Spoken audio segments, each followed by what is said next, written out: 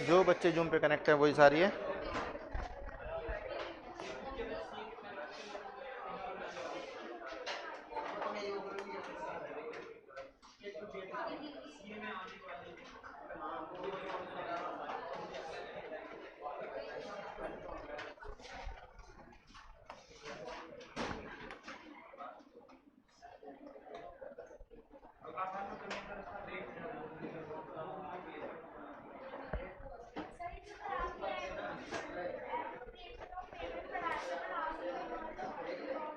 एक मिनट वही बताता हूँ।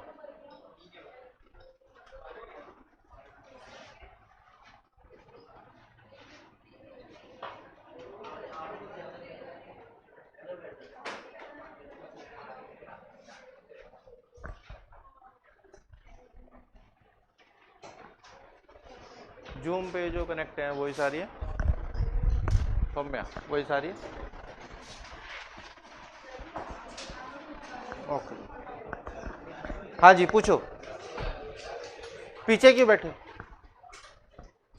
चलो आगे, बात ही तो करते, पीछे बैठ के आगे सवाल।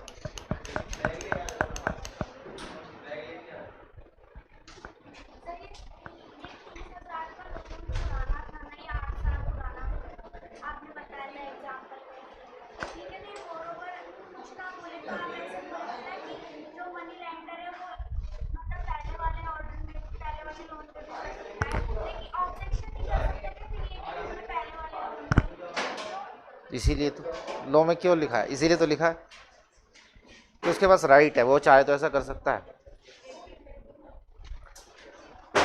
नहीं आ रहे आगे, नहीं आओगे आगे, नहीं आएगा। सारे क्वेश्चन पूछूंगा आज, वही पूछूंगा, ठीक है।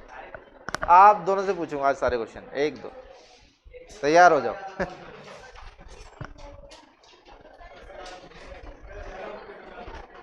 क्वेश्चन पूछने के लिए तैयार दोनों, एक दो, ठीक है। ओके, आगे आओगे तो नहीं पूछूंगा, पीछे बैठे रहना तो सारे क्वेश्चन।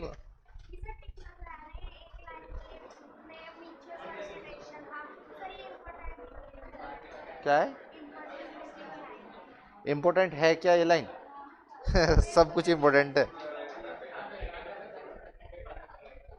सब कुछ इम्पोर्टेंट है।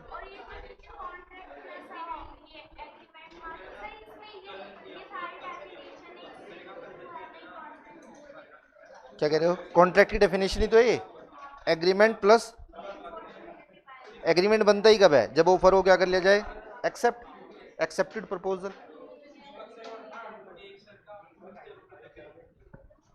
कुछ पूछ रहे हो, कुछ नहीं पूछ रहे, मत पूछो।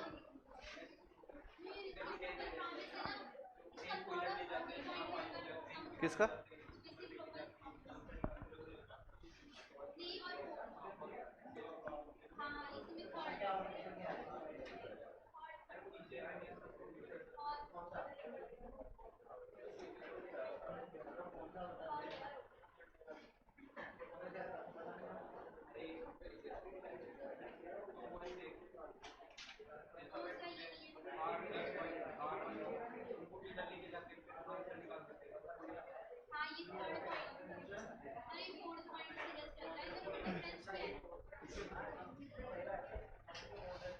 थर्ड पॉइंट का बात नहीं करनी भाई। हाँ तो जो आगे नहीं आए थे कहाँ है वो, सुन लो, वो भी सुन लो। Liability of party preventing event on which the contract is to take. Contract में दो पार्टी है, मुझे परफॉर्म करना है देन आपको परफॉर्म करना है, ठीक है। अब उसमें क्या है, एक पार्टी इवेंट को होने से क्या कर रही है, रोक रही है, तो क्या हो, जाहिर सी बात है जो इवेंट को होने से रोक रहा है, गलती किसकी, उसकी गलती, तो उसको क्या पे करना चाहिए, कंपनसेशन पे करना चाहिए। और सामने वाला कॉन्ट्रैक्टर क्या कर सकता है, वर्डेबल, सामने वाला कॉन्ट्रैक्टर क्या कर सकता है, वर्डेबल। जैसे कि आप समझिए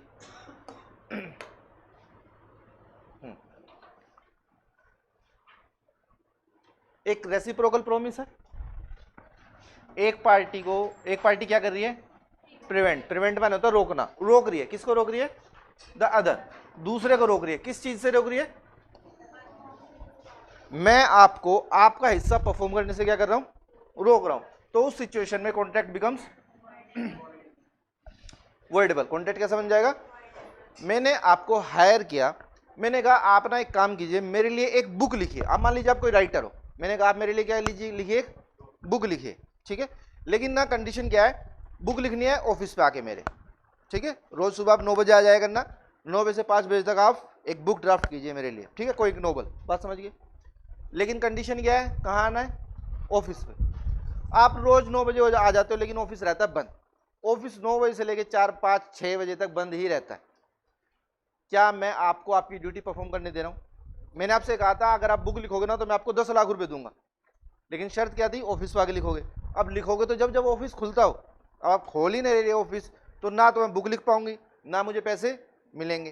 तो ना बुक लिखेंगे ना पैसे मिलेंगे। लेकिन ये समस्या हो क्यों रही है? आपकी वजह से, क्योंकि आप मुझे मेरा काम करने ही नहीं दे रहे। तो क्या इंतजार करते रहेंगे सारी जिंदगी? आप अपना और किसी से लिखवा लेना, मुझे फ्री करो, रिलीज, ठीक है।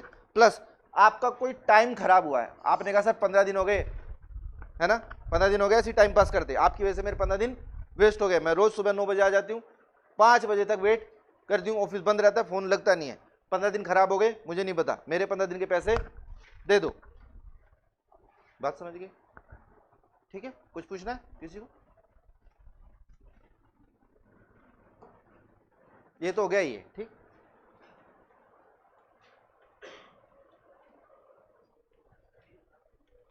रेसिप्रोकल प्रॉमिस, वादे के बदले में वादा ही होता है और कुछ नहीं होता। Effect of default as that promise which should B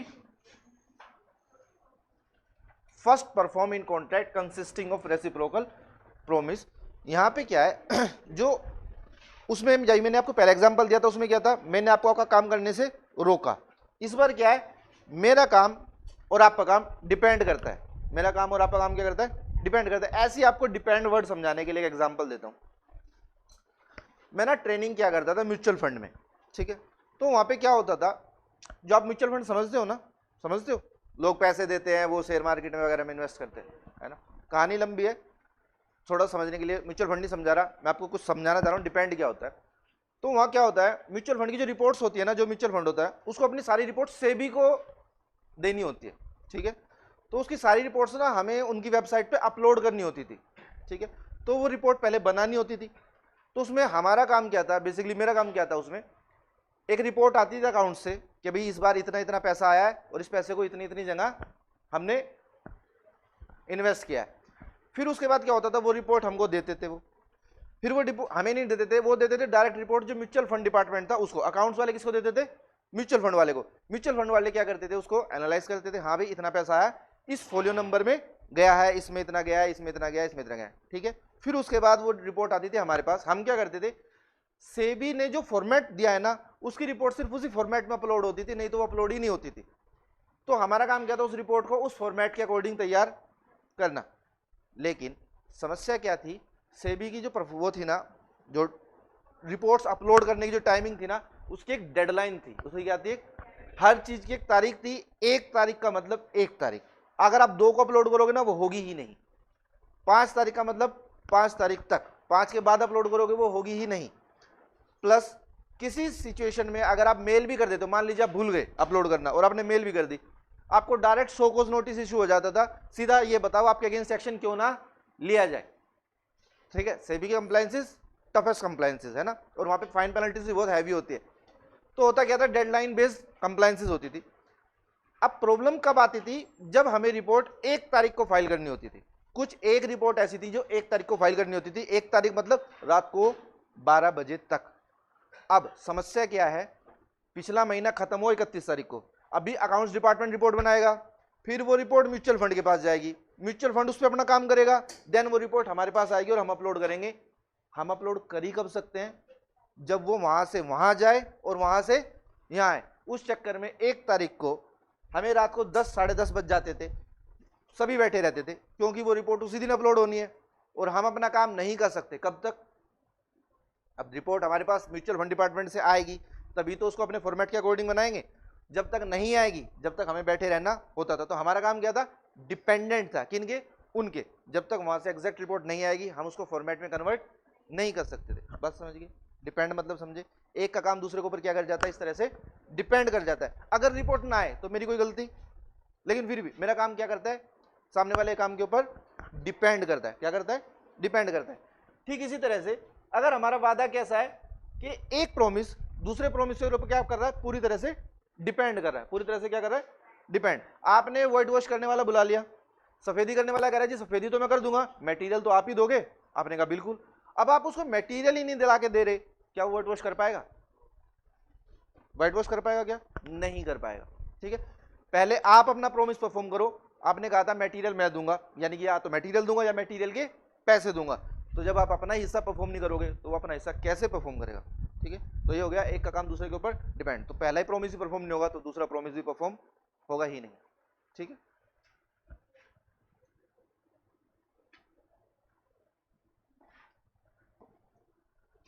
बात समझ गए।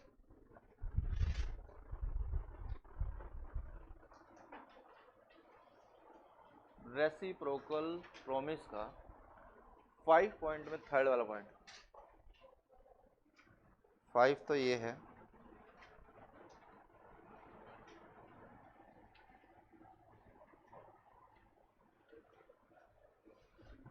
सौम्या 5 में थर्ड वाला पॉइंट कौन सा है,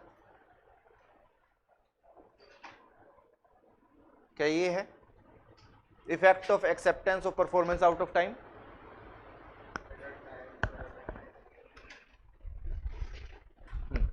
ठीक है,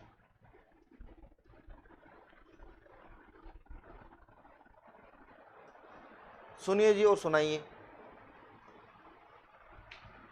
क्या लिखा है,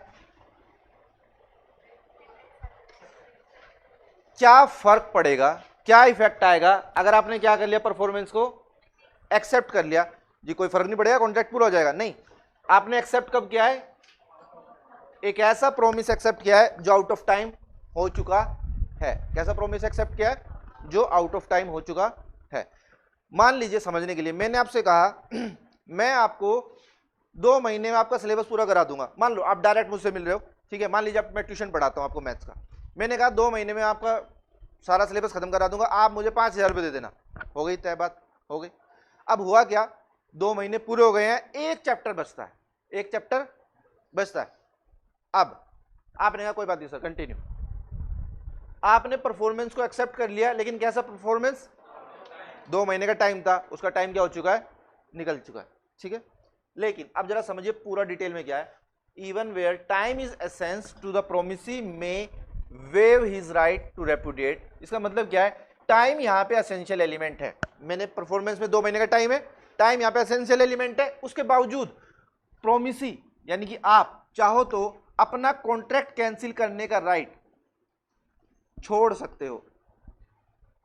ठीक है भाई, देखो टाइम पूरा हो गया, मैं 2 महीने में कोर्स खत्म नहीं कर पाया, आप चाहते तो क्या कर सकते थे, सर हमारे आपका बीच का कॉन्ट्रैक्ट खत्म, हमारे और आपके बीच का कॉन्ट्रैक्ट खत्म, हमें आपसे आगे नहीं पढ़ना, और ये है जो भी मेरा डैमेज बनता है वो आप डैमेज वगैरह क्लेम कर सकते हो। रास्ता नंबर 1। रास्ता नंबर 2, आपने मेरा टाइम एक्सटेंड कर दिया, आपने मेरा टाइम एक्सटेंड कर दिया।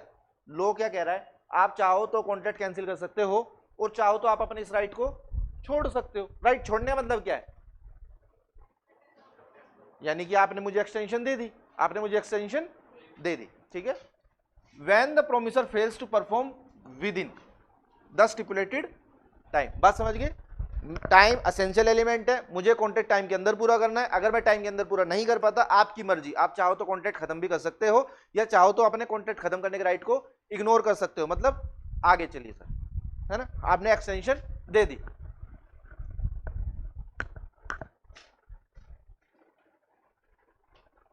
ये हो गया, पहले अब इसको सुनो।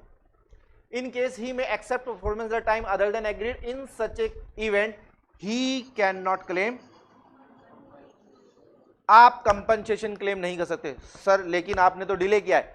देखिए मेरी बात समझने की कोशिश करना, अगर आप कॉन्ट्रैक्ट कैंसिल करते ना तो आपको डैमेज भी मिलता, लेकिन आपने कॉन्ट्रैक्ट कैंसिल नहीं किया, आपने क्या ऑप्शन चूज किया, कंटिन्यू वाला। तो लो सिर्फ आपसे क्या चाहता है, अगर ऐसी बात है आपको कंपनसेशन नहीं मिलेगा, नहीं सर मैं तो कंपनसेशन लूंगी, 15 दिन का डिले हुआ है, अगर ऐसी बात है तो आपको क्या देना पड़ेगा,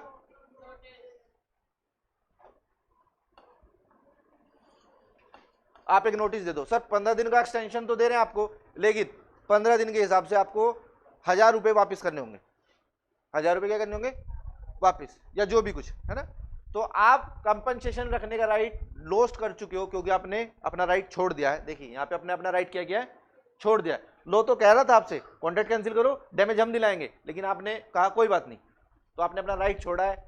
एक राइट आपने छोड़ दिया, दूसरा राइट जो उसके साथ जुड़ा हुआ था लो ने आपसे छीन लिया, लेकिन आधा छीना है। वो कह रहा है अभी भी आप अगर कंपनसेशन लेना चाहते हो तो एक बार नोटिस दे देना, अगर पार्टी एग्री हो जाती है कि ठीक है अच्छा मुझे 15 दिन और दो, मैं आपको 1000 रुपये रिफंड कर दूंगा, तो ठीक है आप ये कंपनसेशन क्लेम कर सकते हो, नहीं तो आप जनरली कंपनसेशन क्लेम नहीं कर सकते।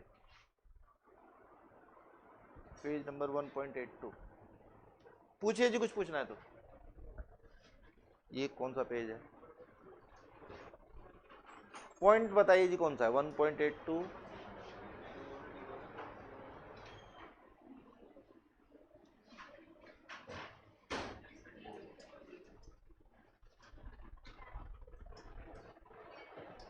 1.82 पॉइंट नंबर बताओ कौन सा।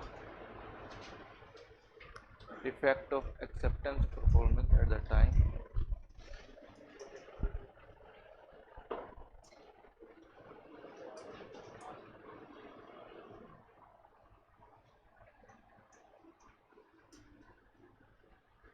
ये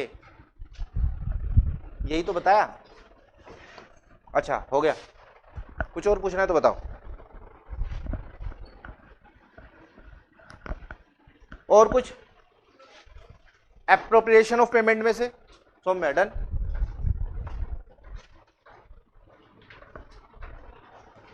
बताएं जी, पता चला या दोबारा बताऊं।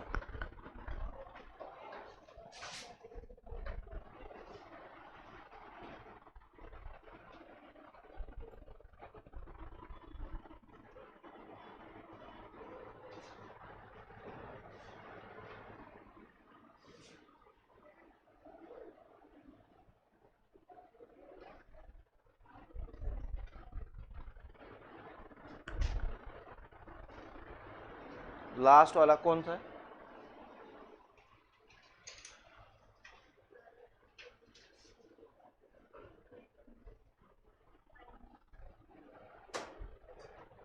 हेडिंग बताएं जी, हेडिंग।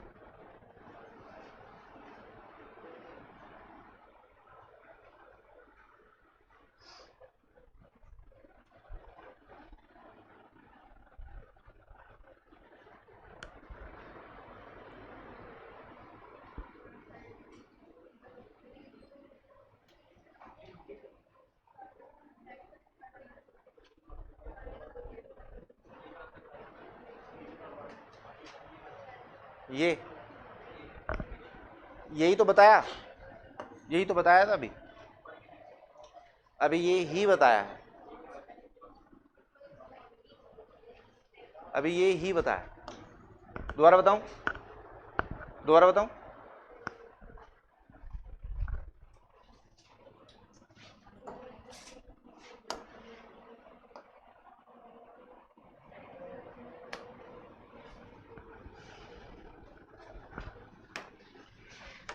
लिखिए जी।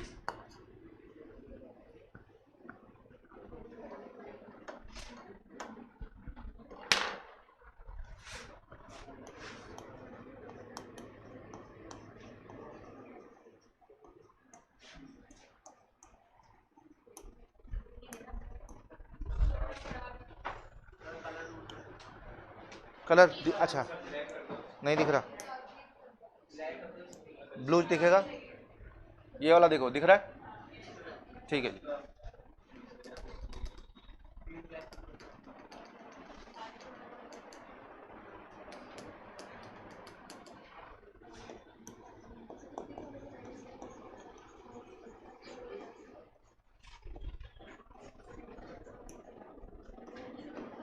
डिस्चार्ज ऑफ कॉन्ट्रैक्ट बात नहीं करनी।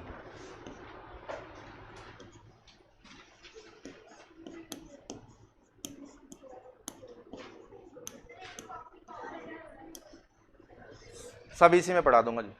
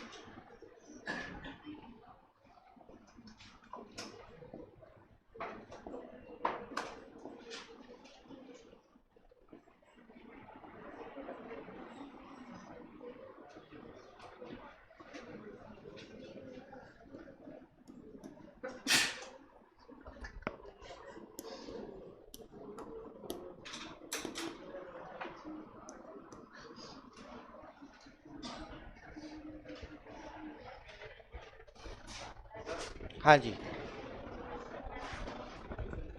ये कहाँ से आया भाई? आपका है, लिख लो जी। डिस्चार्ज ऑफ कॉन्ट्रैक्ट, कॉन्ट्रैक्ट कैसे खत्म होता है? कॉन्ट्रैक्ट बन चुके हैं अब हमारे, अब हम करते हैं कॉन्ट्रैक्ट को खत्म। खत्म करने के 6 तरीके हैं: by performance, by mutual agreement, lapse of time, supervening impossibility, by operation of law and breach of contract. 6 तरीके, 6, 1 2 3 4 5 6, इन 6 को पढ़ना है, कॉन्ट्रैक्ट एक्ट खत्म।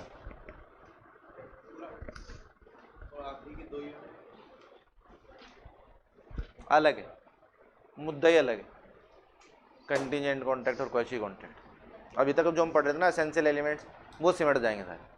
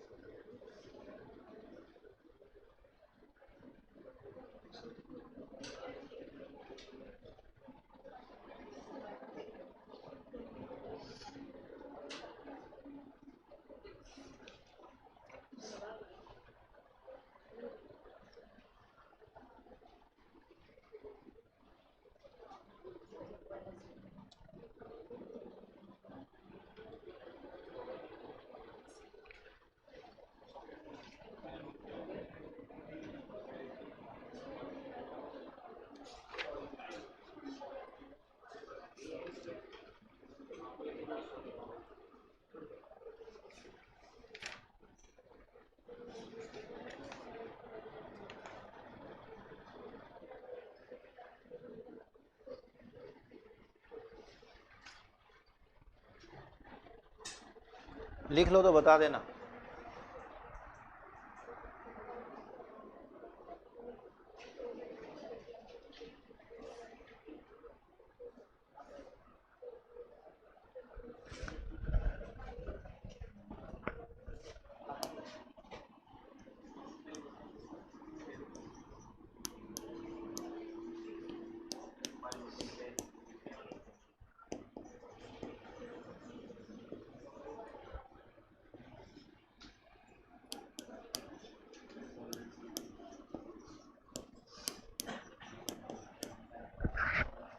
वैसे इसको दोबारा भी लिखेंगे, लेकिन फिर भी आप यहीं पे भी लिखना चाहो तो यहीं पे भी लिख के खत्म कर सकते हो। 4th पॉइंट क्या लिखा है? Super winning impossibility, super winning, subsequent impossible,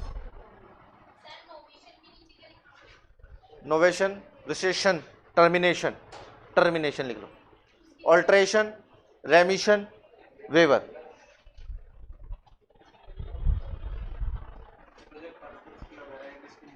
death और इंसॉल्वेंसी। ये तो आपको पता ही है, ये तो लास्ट क्लास में पढ़ा था। सुपर विनिंग इम्पॉसिबिलिटी कॉन्ट्रैक्ट बाद में जाके इम्पॉसिबल होता है, ये तो 2 बार पढ़ चुके।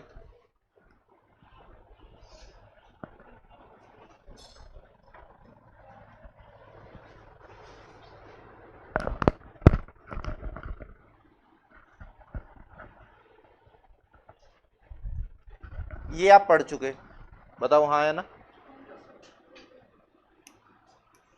टेंडर परफॉर्म हो चुका, परफॉर्म करने की कोशिश की थी, सामने वाले ने परफॉर्मेंस लेने से मना कर दिया, उसकी कोई गलती नहीं। परफॉर्मेंस आप पढ़ चुके, एक हद तक इसको भी आप पढ़ चुके, ये आपको ऑलरेडी पता है। जब कॉन्ट्रैक्ट में केस फाइल करने का टाइम निकल जाए तो ऑब्वियसली कॉन्ट्रैक्ट क्या हो जाता है, खत्म। ठीक, 1 2 3, ये 3 आपको पता है। इसमें भी ये पॉइंट आपको पता है, अगर किसी कॉन्ट्रैक्ट में पर्सनल स्किल इन्वॉल्व हो तो उस बंदे के साथ अगर कुछ हो जाए तो ऑटोमेटिकली वो कॉन्ट्रैक्ट उसी के साथ खत्म हो जाता है, automatic bye operation of law, ऐसा लॉ में लिखा है, ऑटोमेटिक, सक्सीड नहीं होगा वो। अब बचा इंपॉर्टेंट टॉपिक सबसे ये और ये, ठीक है, जो एक्सप्लेन करने हैं, एक्चुअल और anticipatory, actual and anticipatory merger.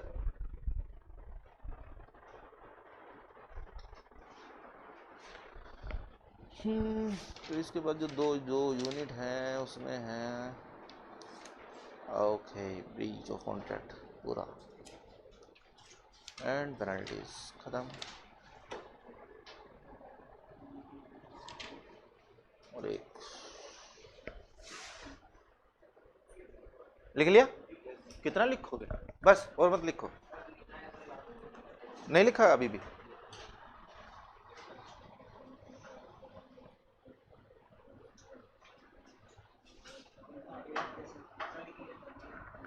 लिख लिया,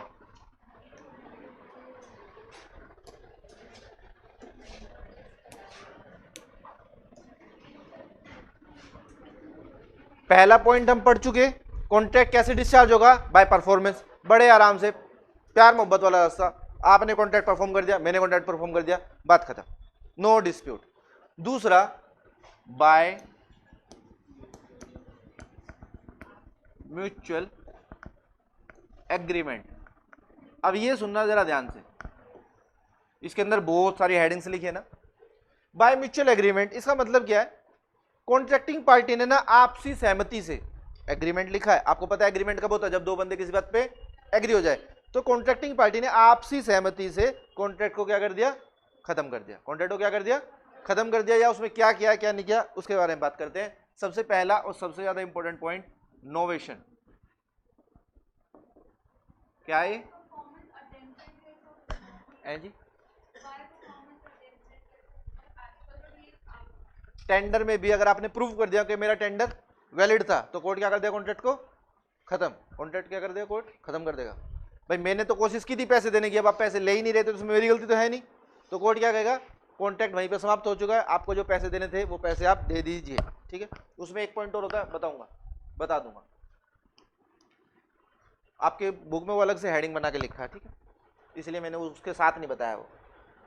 नोवेशन, नोवेशन माने क्या होता है, नया, नोवेशन क्या होता है, नया, ठीक है, एक नया कॉन्ट्रैक्ट बनेगा पुराने की जगह पे, ध्यान से सुनना मेरे वर्ड्स क्या बोल रहा हूं मैं, एक नया कॉन्ट्रैक्ट बनेगा पुराने की जगह पर, ठीक है, यानी कि रिप्लेसमेंट, अगर एक शब्द में समझना चाहो तो क्या है, रिप्लेसमेंट, नया कॉन्ट्रैक्ट बनेगा पुराने की जगह पे। जरा समझिए हुआ क्या, ये मनी लेंडर है, ये बोरोवर है, मनी लेंडर ने बोरोवर को लोन दिया एक, ठीक है, मान लो 10 लाख रुपए का लोन दिया, इससे कहा रीपे कर देना विद इन 2 ईयर्स, कितना साल का वक्त है, 2 साल का वक्त है, 2 साल में आप इसको मुझे वापस कर देना। इसने कहा जी ठीक है, लेकिन किसी वजह से ये क्या नहीं कर पा रहा, अब 1 महीना टाइम बचा है, वैसे तो है ना, वैसे तो टाइम बचा है, अभी 1 महीना बचा है, तो बी अपने आप ही गया मनी लेंडर के पास, इसने कहा सर एक्चुअली मैंने आपसे लोन लिया था, ये कहा हाँ मुझे पता है, नेक्स्ट मंथ ड्यू है, कह रहा है एक्चुअली प्रॉब्लम ये है ना, मेरा पैसे आने थे अभी आए नहीं है, बिल्स वगैरह आप देख लीजिए, है ना, मैंने बिल्स बना रखे हैं, सब कुछ है, सब कुछ रेडी है, लेकिन सॉरी अभी पैसे मुझे नहीं लगता कि इस महीने तक पैसे आ जाएंगे, पैसे आने में अभी 2-3 महीने का वक्त और लग सकता है। अब ध्यान से सुनना मेरी बात, मनी लेंडर की मर्जी, मनी लेंडर की मर्जी, वो क्या कह सकता है, मुझे इस बात से कोई मतलब नहीं है, 30 तारीख को तो पैसे दे देना, नहीं तो कोर्ट में जाने के लिए तैयार। एक, अगर मनी लेंडर ये रास्ता चूज करता है तो इसका मतलब क्या है, भाई आप तो परफॉर्म कर ही नहीं पाओगे, आप क्या करने जा रहे हो, ब्रीच, आप क्या करने जा रहे हो, जब हम परफॉर्मेंस नहीं कर सकते, नहीं कर पा सकते टाइम पे, तो उसको क्या बोलते हैं, ब्रीच, तो इसका मतलब आप ब्रीच करोगे, मनी लेंडर एक्शन लेगा। ठीक, दूसरा रास्ता, मनी लेंडर ने कहा चलो कोई बात नहीं, चलो कोई बात नहीं, 2 नहीं 3 महीने दिए। कितने महीने दिए? 3 महीने दिए। लोन दिया था 1/1/2019, ठीक है। लोन रीपे होना था 31/12/2020। हो गए 2 साल, पूरा 19 और पूरा 20। अब मुझे बताओ, मनी लेंडर ने जब दूसरा रास्ता चूज किया कि चलो 3 महीने और दिए, तो आपको क्या लगता है उस पर फ्लूड लगा के 31 मार्च 2021 लिख देगा वो? क्या इस एग्रीमेंट पे आप फ्लूड लगा के या उसको कट करके उसके ऊपर लिख देगा तारीख? फिर क्या होगा? एक नया कॉन्ट्रैक्ट बनेगा इसके और इसके बीच में, जिसमें कि डेट ऑफ परफॉर्मेंस क्या होगी?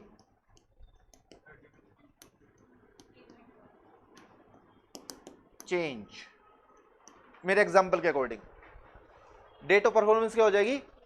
चेंज हो जाएगी। बात समझ गए?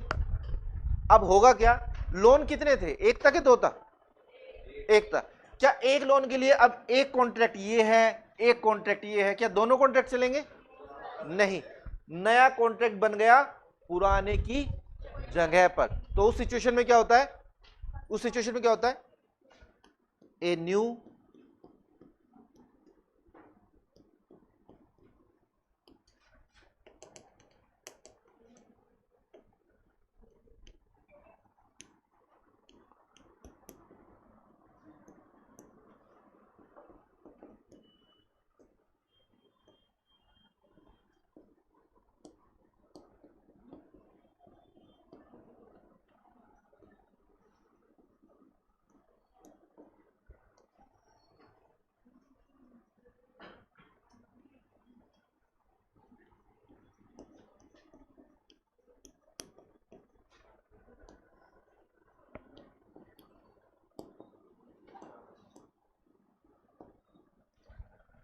नया कॉन्ट्रैक्ट बनेगा पुराने की जगह पे। तो उसमें क्या होगा? नए वाला एक्टिव होगा और पुराने वाला खत्म हो गया, डिस्चार्ज। तो कॉन्ट्रैक्ट कैसे डिस्चार्ज हो सकता है? आपसी सहमति से। नोवेशन अगर हम करते हैं तो उस सिचुएशन में भी कॉन्ट्रैक्ट क्या हो जाता है? डिस्चार्ज हो जाता है। बात समझ गए? एक बार ध्यान से देखो, लिखना नहीं है अभी, मुझे अभी इसमें और भी कुछ बताना है। जितना लिखा है उसमें से कुछ पूछना है तो बताओ, पहले ध्यान से देख लो।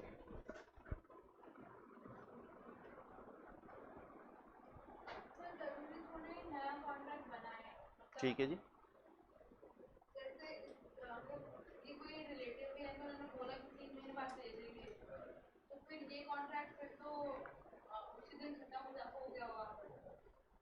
अगर बनाते हो तो नोवेशन है, नहीं बनाते मर्जी आप।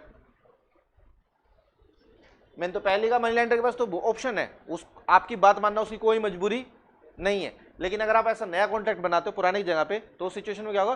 पुराने वाला डिस्चार्ज हो जाएगा, नए वाला एक्टिव हो जाएगा। इतनी बात समझ गए? ठीक है। अब इसमें मैंने कुछ लिखा था और वो ये था, लोन किस दिन दिया गया था? 1/1/2019 को। लोन ड्यू कब हुआ था? ठीक है, इंपॉर्टेंट पॉइंट याद रखना, नोवेशन हमेशा कब होगा?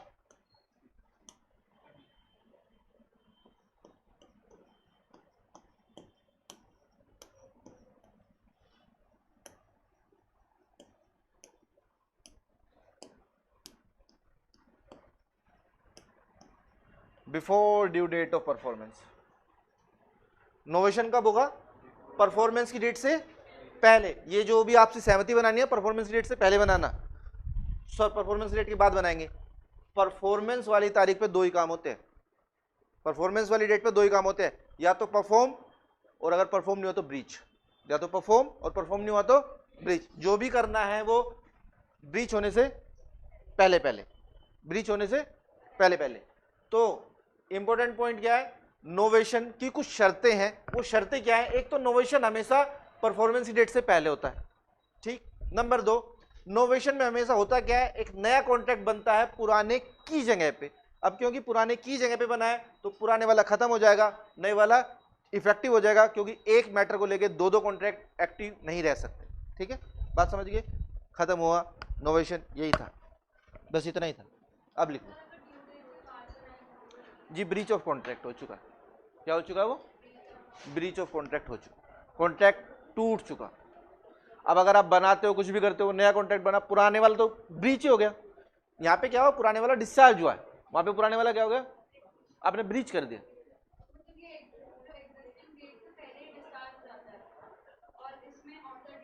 हाँ, इसमें तो क्या है, डेट आने से पहले, बिल्कुल डेट आने से पहले पुराने वाला खत्म हो गया, नए वाला चालू हो गया। उसमें तो क्या, पुराने वाला डिस्चार्ज नहीं हुआ, ब्रीच ही कर दिया आपने, तो ब्रीच की वजह से डिस्चार्ज हुआ है। अब जब ब्रीच की वजह से डिस्चार्ज होता है ना, तो याद रखना मनी लेंडर केस फाइल कर सकता है। यहाँ पे क्या है, तो डिस्चार्ज हो गया, कोई केस फाइल नहीं कर सकता, लेकिन उसमें ब्रीच हो गया तो वो केस फाइल भी कर सकता है। और भी एक्शन है जो ले सकता है, जो आगे पढ़ेंगे, आए नहीं अभी आएंगे। हाँ जी, ये ड्यू डेट से पहले, नोवेशन हमेशा ड्यू डेट से पहले। ये जितने भी आपसी सहमति से हम काम करेंगे ना, सारे ड्यू डेट से पहले करेंगे।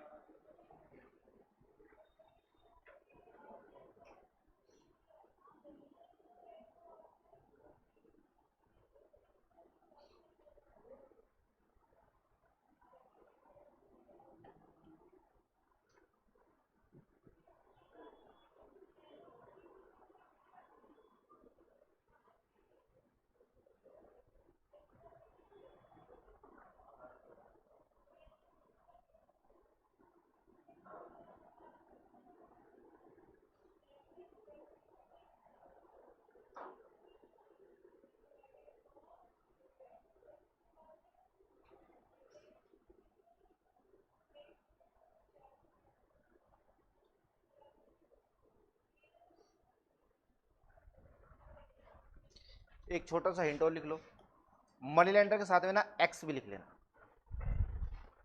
एक केस और सुना देता हूँ, गलती से कभी एग्जाम में वही आ जाए। पहले आप लिख लो, मनी लेंडर के साथ में एक्स लिख लेना, बस यही चेंज है, कभी वही आ जाए कंफ्यूज हो जाओ।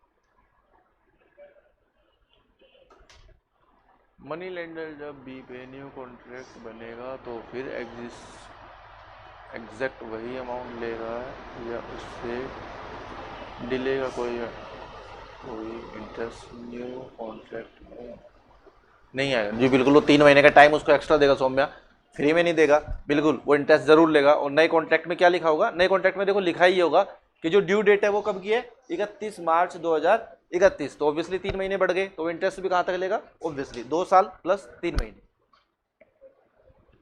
सर नहीं लेना चाहे तो आपसी सहमति है, मर्जी, कोई जबरदस्ती नहीं। वैसे भी तो डिफॉल्टर है एक तरह से, जिसकी भी क्या माननी, उसको तो वो मानना पड़ेगा जो मनी लेंडर चाहता है।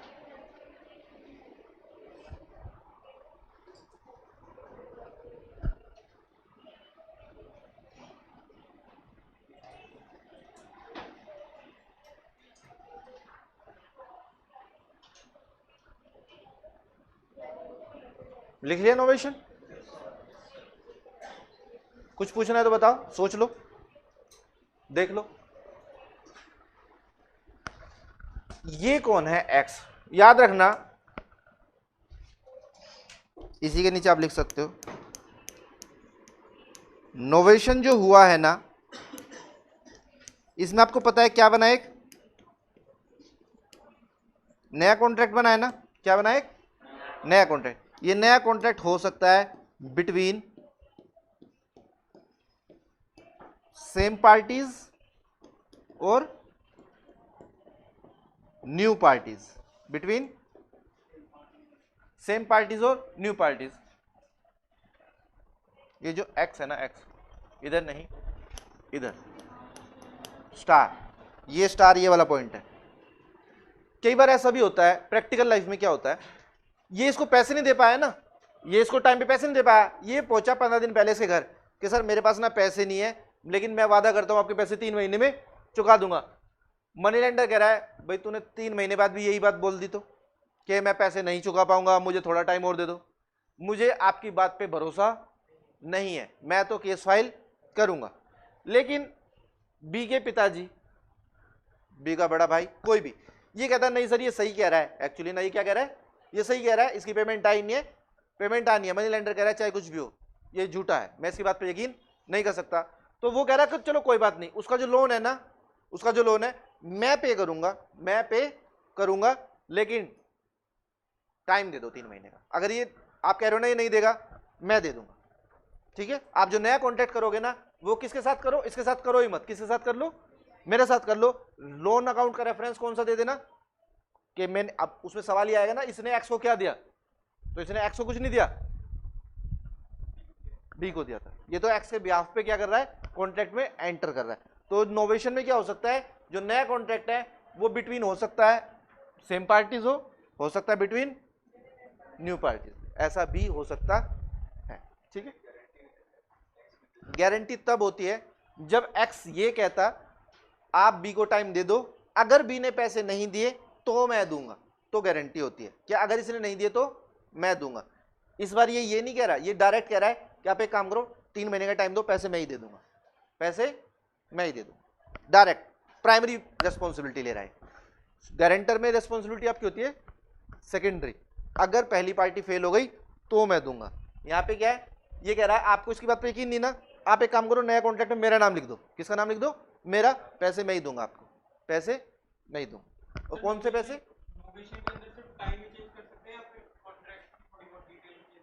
अगर हम कॉन्ट्रैक्ट की डिटेल चेंज करते हैं ना, कुछ भी टर्म्स एंड कंडीशंस चेंज करते हैं तो होता कुछ नहीं है, वो अल्टरेशन में चला जाएगा, होना कुछ नहीं है, उसका एक नया नाम है खाली। क्या नया नाम है, अल्टरेशन, होता कुछ नहीं है। बात चाहे ये करो चाहे वो करो, होना सब कुछ एक ही है। होना क्या है, डिस्चार्ज ऑफ कॉन्ट्रैक्ट, एक ही रिजल्ट आना है, रिजल्ट एक ही आना है।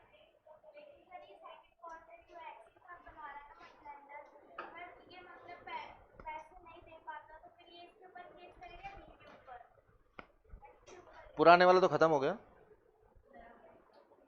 नया वाला इफेक्टिव है, और नए वाले में पार्टी कौन। चले आगे चलते हैं।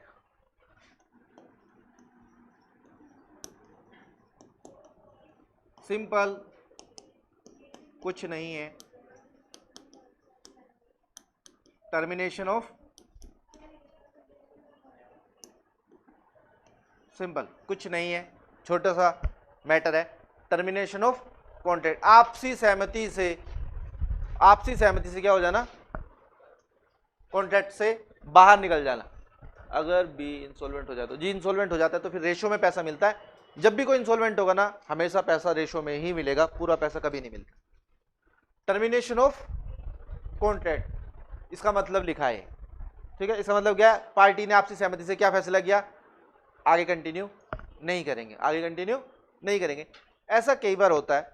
अब देखो फिर से, ब्रीच हर जगह पाया जाएगा, आपको ब्रीच हर जगह पाया जाएगा। और ये क्या पढ़ रहे हैं, म्यूचुअल एजेंसी, म्यूचुअल कंसेंट, आपसी सहमति से। हुआ क्या, मान लीजिए मेरी कोई कपड़ों की रिटेल शॉप है, ठीक है, और आप क्या करते हो, कपड़ों की मैन्युफैक्चरिंग करते हो, कपड़ों की क्या करते हो आप, मैन्युफैक्चरिंग करते हो। तो मैं क्या करता हूं, आपसे कपड़े बनवाता हूं और अपने शोरूम पे कपड़े बेचता हूं आपके, ठीक है, बात समझ गए। मैंने आपको एक ऑर्डर दिया, मैंने क्या दिया, आपको एक ऑर्डर दिया कि आप ना हर तरह के कपड़े बनाते हैं, जीन्स को टारगेट कर लेते हैं। मैंने आपसे कहा कि ना 34 साइज वाली जो जीन्स होती है वो आप मुझे 500 पीस भेज देना, 500 पीस भेज देना। आपने कहा ठीक है, आपको जीन्स डिलीवर हो जाएगी विदिन 7 डेज। बात समझ गए। ये मेरे और आपकी क्या कॉन्ट्रैक्ट हुआ है, मैं आपको पैसे दूंगा, बदले में आप मुझे 500 जींसेस है ना डिलीवर करोगे। 4 दिन गुजर गए, ठीक है, डिलीवरी का वक्त नजदीक आ रहा, मैंने आपको फोन लगाया, मैंने आपको क्या लगाया, फोन लगाया। मैंने कहा वो अगर जींस बनी नहीं है ना, उसको क्या कर दो, आप रोक दो, उस ऑर्डर को क्या कर दो, कैंसिल कर देते हैं, क्योंकि अभी ना मेरे पास ऑलरेडी स्टॉक बहुत सारा बचा हुआ है, तो उसको कैंसिल कर देते हैं। आप ना मुझे नेक्स्ट वीक, नेक्स्ट मंथ दे देना। आप ध्यान से सुनना, आपकी जींस रेडी है, मैंने लेने से क्या कर दिया उसको, मेरे मना करने से कुछ नहीं होता। आप चाहो तो ब्रीच ऑफ कॉन्ट्रैक्ट का केस फाइल कर सकते हो, आप चाहो तो ब्रीच ऑफ कॉन्ट्रैक्ट का केस फाइल कर सकते हो। लेकिन आपने क्या डिसाइड किया, कोई बात नहीं, अपन तो बनाते ही हैं, ये नहीं कोई और लेता है, ठीक है। अगर इनके ऊपर ब्रीच ऑफ कॉन्ट्रैक्ट का केस फाइल कर देंगे तो हमारे और इनके बीच का रिलेशन तो यहीं खत्म हो जाएगा, बात ही खत्म हो जाएगी, बिजनेस रिलेशन खत्म, छोड़ो कोई नहीं, अपन तो बनाते हैं कंटिन्यूसली, तब भी इनको नहीं देते, हमारे पास तो और ऑलरेडी पेंडिंग ऑर्डर पड़े, उनको डिलीवर कर देते। आपने क्या सोचा, चलो कोई बात नहीं, ओके, आप ऑर्डर कैंसिल करना चाहते हो कर सकते हो, ध्यान से सुनना मेरी बात, आप ऑर्डर कैंसिल करो या मत करो ये आपकी मर्जी है, आप चाहो तो मेरे ऊपर ब्रीच ऑफ कॉन्ट्रैक्ट का केस फाइल कर सकते हो, क्योंकि मैंने परफॉर्मेंस लेने से मना किया, ठीक है। लेकिन आपने क्या डिसाइड किया, चलो ओके, तो हम दोनों की सहमति बन गई, मैंने कैंसिल कर दो, आपने भी कहा ओके, टर्मिनेशन ऑफ कॉन्ट्रैक्ट, आपसी सहमति से कॉन्ट्रैक्ट को क्या कर दिया, खत्म कर दिया। अब no party need to perform, किसी भी पार्टी को अब क्या करने की जरूरत नहीं है भाई, ना आप मुझे जिस दोगे ना आप मुझे उसकी पेमेंट करनी, ठीक है। No party need to perform, बात समझ गए, आसान सा टॉपिक टर्मिनेशन ऑफ कॉन्ट्रैक्ट। लेकिन याद रखना जो भी हम पढ़ रहे हैं, ये क्या पढ़ रहे हैं हम, मैं इधर कॉर्नर पे लिख देता हूं, हेडिंग सारे टॉपिक्स की यही है, म्यूचुअल आपसी सहमति से हो रहा है सब कुछ, एक के चाहने से नहीं होगा ऐसा, ठीक है। बताएं जी, जैसे कि सेम कहानी है, मैं कॉन्ट्रैक्ट ब्रीच ऑफ कॉन्ट्रैक्ट का केस फाइल कर सकता हूं, लेकिन मुझे ऐसा लगता है कोई बात नहीं ना, कोई बात नहीं, अगर ये नहीं दे पाते हैं, आपने कहा सर क्या करें हम ना गुड्स डिलीवर नहीं कर सकते, आपको ना एक्चुअली पीछे से माल ही नहीं आ रहा, मैंने कहा ये मेरी प्रॉब्लम थोड़ी ना है, मैं तो केस फाइल करूंगा। लोग कहते हैं बिल्कुल आप केस फाइल कर सकते हो, बिल्कुल बिल्कुल केस ही फाइल होगा, जब केस फाइल होगा तो डैमेज भी होगा, ठीक। लेकिन दूसरा हमने क्या कहा, नहीं कोई बात नहीं दे पा रहे 15 दिन बाद दे देना, ठीक है, या नेक्स्ट टाइम दे देना जब भी आपका नेक्स्ट लॉट रेडी हो, आपसी सहमति से टर्मिनेशन किया जा सकता है।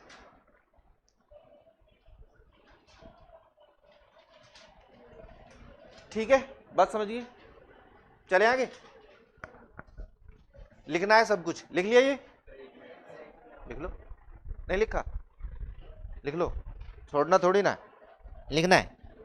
ये जब आप वो पूरा जो चार्ट बना रहे हो ना, है ना, कॉन्ट्रैक्ट पे लिखा हो तो अगर इंसॉल्वेंट हो जाऊं मैं तो भी पैसे तो पूरे पूरे मिलेंगे, ऐसा नहीं होता जी।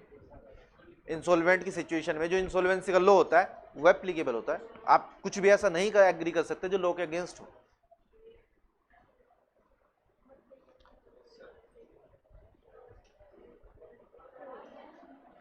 ठीक है, तो आपसी ये हमेशा के लिए रूल है, एक हमेशा के लिए परमानेंटली एक बात याद रखना, आप किसी भी एग्रीमेंट में कुछ भी ऐसा नहीं लिखेंगे जो लॉ के अगेंस्ट चला जाए, लॉ को कॉन्ट्राडिक्ट नहीं करना, ठीक है, लॉ को कॉन्ट्राडिक्शन नहीं, ऐसा होने लगे ना तो इंडिया में डोमेस्टिक वायलेंस के तो केस ही खत्म हो जाए। नहीं, शादी होने से पहले ही हस्बैंड वाइफ से क्या लिखवा लेगा कॉन्ट्रैक्ट में, मैं शादी के बाद अगर पीट भी दूं ना तो केस फाइल नहीं करना, सर्विस भी अगर कर दूं तो केस फाइल, तो और वो पता चले फिर हर हफ्ते धुलाई कर देता है उसकी, वो तो केस फाइल कर नहीं सकते, एग्री कर रखा है। तो लोग ऐसा होता ही नहीं ना, डोमेस्टिक वायलेंस करोगे लॉ फॉलो करना पड़ेगा और भुगतना पड़ेगा। रिसेशन का एक एग्जांपल और एक्सप्लेन कर दो, एक एग्जांपल और देते हैं आपसी सहमति से, ठीक है। आपने मुझे पैसे दिए, मान लो 10,000 रुपये पढ़ाने के लिए, ठीक है, ये लो सब पैसे, हम आपको पैसे देंगे, कुछ एडवांस भी दे दिया, और आपको क्या करना है, पढ़ाना है, ठीक है। उसके बाद 10 दिन बाद कुछ भी ऐसा हुआ कि हमने आपसी सहमति से क्या डिसाइड किया, मैं आपको पढ़ाऊंगा नहीं, और आप कह रहे ठीक है सर हमें आपसे पढ़ना भी नहीं, आप वैसे बेकार ही पढ़ाते हो, नहीं पढ़ रहे, हो गया आपसी सहमति से, कोई प्रॉब्लम, कोई प्रॉब्लम नहीं, जो मैंने आपसे पैसे लेते या जो भी मेरे बनते हैं वो तो होंगे ही होंगे, ठीक है ना। उसके बाद कॉन्ट्रैक्ट आपसी सहमति से खत्म, अब ना फर्दर मैं आपको परफॉर्म करूंगा, ना फर्दर आप मुझे कुछ पे करोगे, आपसी सहमति से कॉन्ट्रैक्ट कैंसिल, ठीक है। और बताओ, और कुछ सम्या, और बताओ,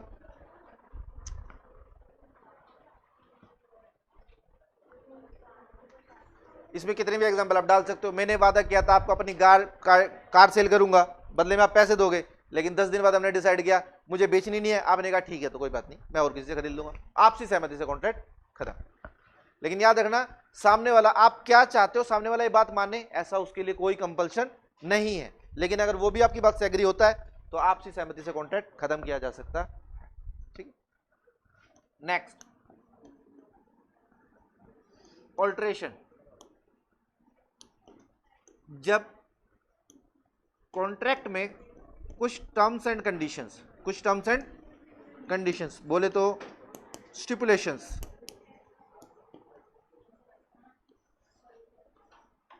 ठीक है, स्टिपुलेशंस होनी चाहिए मटेरियल। आप इन स्टिपुलेशंस को क्या करना चाहते हो? चेंज। अब सिर्फ दो ही बातें हैं,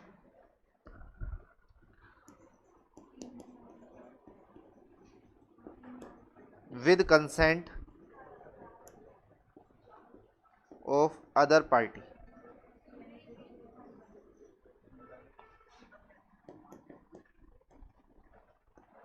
विदाउट कंसेंट ऑफ, बात नहीं करनी। इतनी बातें क्यों करते हो आप? तो ओरिजिनल कॉन्ट्रैक्ट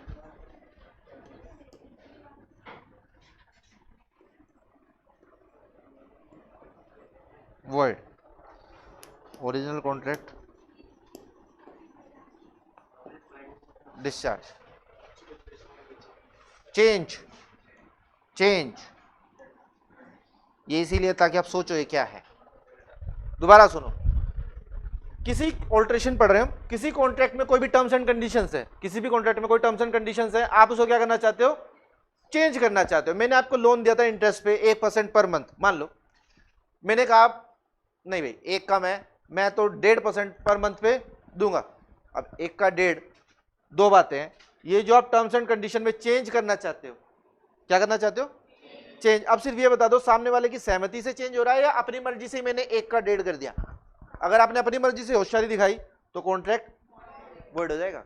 लेकिन अगर दोनों पार्टी की सहमति है, उसने कहा चलो ठीक है कोई बात नहीं कर लेते हैं, 1.5 कर लेते हैं, तो पुराना वाला कॉन्ट्रैक्ट तो डिस्चार्ज हो जाएगा और वहां पे क्या बन जाएगा? उसकी जगह पे सेम पार्टीज के बीच में एक नया कॉन्ट्रैक्ट बन जाएगा। ठीक है, तो ये जो ओरिजिनल कॉन्ट्रैक्ट है तो डिस्चार्ज हो जाएगा एंड देन क्या बन जाएगा? एक न्यू कॉन्ट्रैक्ट बिटवीन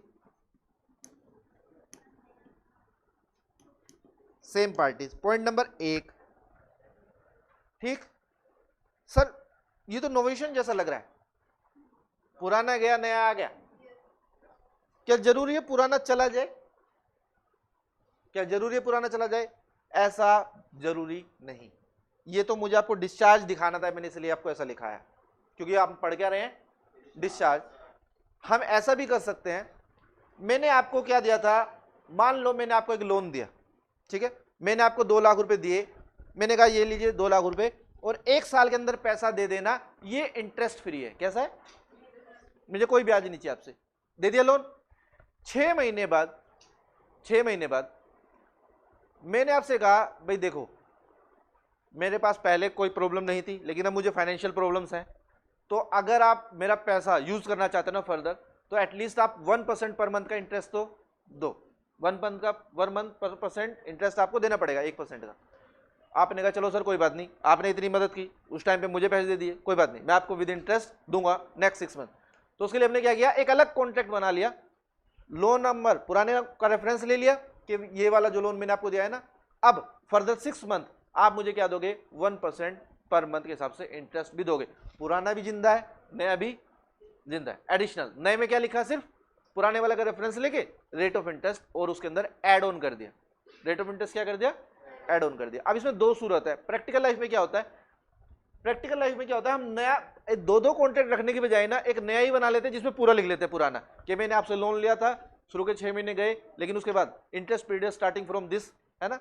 तो जनरली प्रैक्टिकल लाइफ में क्या करते हैं, 2 नहीं चलते लेके एक नया ही बना देंगे, वो लोन भी उसी में लिख देंगे, तो उस सिचुएशन में क्या होता है, पुराने वाला खत्म हो जाता है। ठीक है, यहाँ पे क्या हुआ, टर्म्स एंड कंडीशंस को आपने एड ऑन कर लिया। तो जरूरी नहीं है नया बनाना ही, आप चाहो तो दोनों भी रख सकते हो, लेकिन हम पढ़ क्या रहे हैं, डिस्चार्ज। तो होता क्या है, जो हम नया बनाते हैं ना उसी में सब कुछ लिख लेते हैं, पुराने वाला खत्म ही हो जाता है। ठीक है। दूसरा, नोवेशन में क्या होता है, नया कॉन्ट्रैक्ट सेम पार्टीज के बीच में भी हो सकता है और न्यू पार्टीज के बीच में भी हो सकता है, यहाँ पे सेम पार्टीज के बीच में ही होगा। ठीक है। नंबर नेक्स्ट, नोवेशन में जो आप चेंजेस कर रहे हो वो चेंजेस कैसे होने चाहिए, मटेरियल, मटेरियल मतलब इंपॉर्टेंट चेंज जिसका कोई इंपैक्ट आए राइट्स और लायबिलिटीज पे, जिसका कोई इंपैक्ट आए राइट या लायबिलिटी पे। जैसे अभी देखो हमने रेट ऑफ इंटरेस्ट बढ़ा दिया ना, तो उसकी वजह से क्या हो गया, आपकी लायबिलिटी बढ़ गई। पहले लायबिलिटी क्या थी, 1 लाख पे करना, अब आपकी लायबिलिटी क्या है, 1 लाख प्लस इंटरेस्ट पे करना, तो लायबिलिटी बढ़ गई। तो कोई भी ऐसा चेंज जो राइट या लायबिलिटी को बढ़ाए या घटाए, उसी को क्या बोलते हैं, मटेरियल। ठीक, पूछिए सवाल, लिखो। क्या कह रहे हो जी?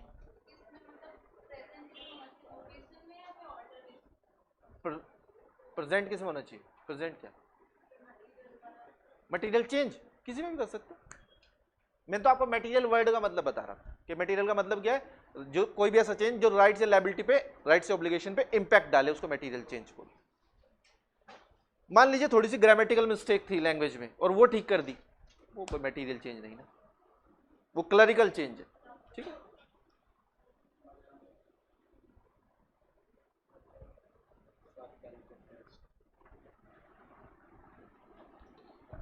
क्या है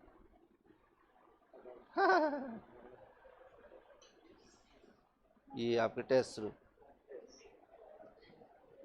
अभी अकाउंट्स का टेस्ट है ना, फिर उसके बाद लोग ही अगला, और आप टर्म्स एंड कंडीशन, हाँ टर्म्स एंड कंडीशन बिल्कुल।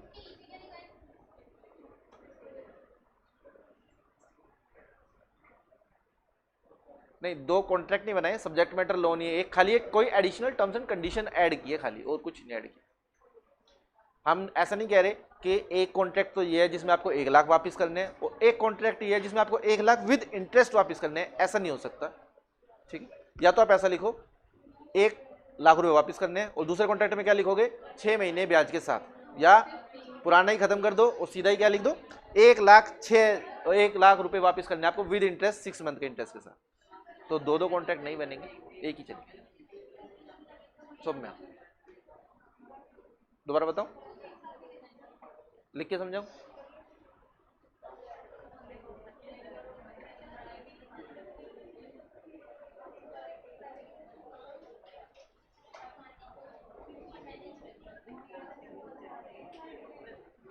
सो मैं ऐसा नहीं सोचेंगे कि आपने एक बार पूछ लिया, मैं पूछ रहा हूँ दोबारा बताऊंगा, अगर ना समझ में आए तो आप बिल्कुल यही कहेंगे रिपीट, मैं बिल्कुल रिपीट करूंगा। सर ऑब्जेक्टिव हो गया, होगा क्या टेस्ट, जी पता नहीं मुझे एक्चुअली।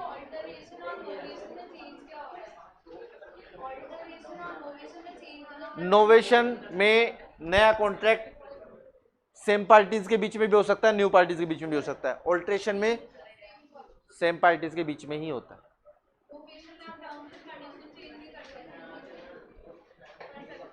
पुराने उसमें क्या टाइमलाइंस वगैरह चेंज होती है उसके बाद, लेकिन वहां पे आप इंटरेस्ट वगैरह चेंज नहीं करने का, वहां पे क्या नहीं करने का। देखो टाइम बढ़ा, टाइम बढ़ने की वजह से जो इंपैक्ट आया वो इंपैक्ट आया, उसके अलावा कोई चेंज नहीं करना, उसके अलावा कोई चेंज नहीं करना। ऐसा नहीं करना कि मैंने 15 दिन पहले बताया था ना ब्याज नहीं दे, वो पैसे नहीं दे पाऊंगा, तो आपने कहा ठीक है 3 महीने और दिया लेकिन ब्याज लूंगा डबल, ये ऐसा नहीं होता। ऐसा करोगे तो फिर वो क्या बन जाएगा, फिर ऑल्ट्रेशन बन जाएगा। होना कुछ नहीं है, होना एक ही वजह है, एक कॉन्ट्रैक्ट डिस्चार्ज होना, सिर्फ हेडिंग बदल जाएगी, इंपैक्ट सेम, पुराना खत्म दूसरा चालू। दोबारा सुन लो, कॉन्ट्रैक्ट के अंदर जो भी टर्म्स एंड कंडीशंस यानी कि स्टिपुलेशंस होती है, बात नहीं करनी, सुनना है। कॉन्ट्रैक्ट में जो भी टर्म्स एंड कंडीशंस होती है, स्टिपुलेशंस होती है, अगर आप उसको क्या करना चाहते हो, चेंज करना चाहते हो, क्या करना चाहते हो, चेंज। सच स्टिपुलेशंस होती क्या है, टर्म्स एंड कंडीशंस होती क्या है, कुछ भी ऐसा जिसका मटेरियल इफेक्ट है। कैसा इफेक्ट है, मटेरियल। मटेरियल बोले तो इफेक्ट ऑन राइट्स या ऑब्लिगेशंस, कोई भी ऐसा चेंज जिस पे पार्टी के राइट में फर्क आ जाए या उसकी ऑब्लिगेशन में कोई फर्क आ जाए, उसको बोलते हैं मटेरियल चेंज, उसको बोलते हैं क्या, मटेरियल चेंज। जैसे कि मैंने rate of interest 1% per month से इंक्रीज करके क्या कर दिया 2% पर मंथ। सर इसका क्या इंपैक्ट आया, मेरा राइट बढ़ गया, मुझे पैसे ज्यादा मिलेंगे, आपकी ऑब्लिगेशन बढ़ गई, अब आपको ज्यादा पैसे देने पड़ेंगे। तो ये कैसा चेंज रहा, मटेरियल। ये कैसा चेंज रहा, मटेरियल चेंज।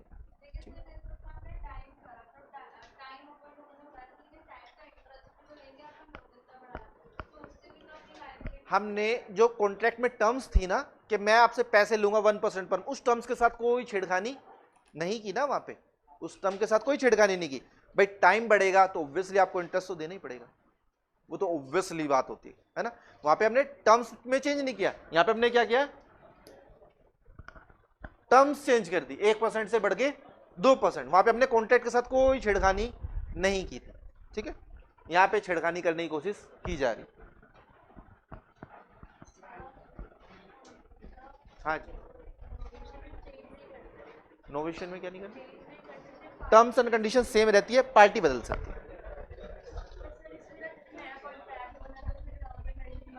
अगर चेंज करोगे ना तो फिर वो ये बन जाएगा,